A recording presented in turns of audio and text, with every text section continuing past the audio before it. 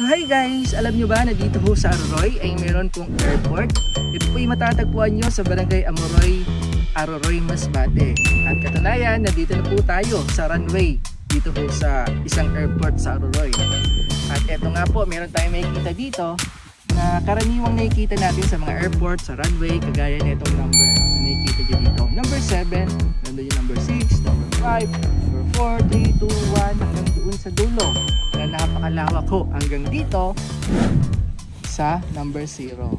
Yan. So eto guys, makikita na natin dito sa bandang dulo yung dagat.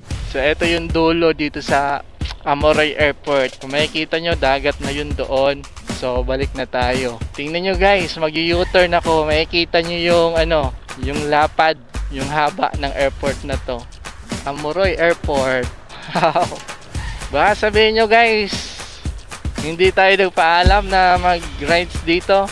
Paalam tayo, sinabihan tayo na pwede naman, kaso dito lang daw sa gilid, bawal dito sa kasi syempre baka may mag-emergency landing. So kung makikita nyo nga guys, mayroong pathway. Yan. Tapos may motor tayo nakita doon. Bawal lang doon sa unahan, dito lang. So eto pong airport na to ay private, pagmamayari ho ng Pelmenera.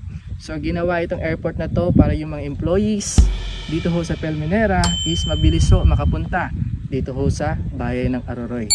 So yun lang guys, maraming salamat po sa panonood ng video na to. At oo nga pala, meron pong may lumalapag na eroplano dito every Thursday ata or every Wednesday para po sa mga employees ng Pelmenera.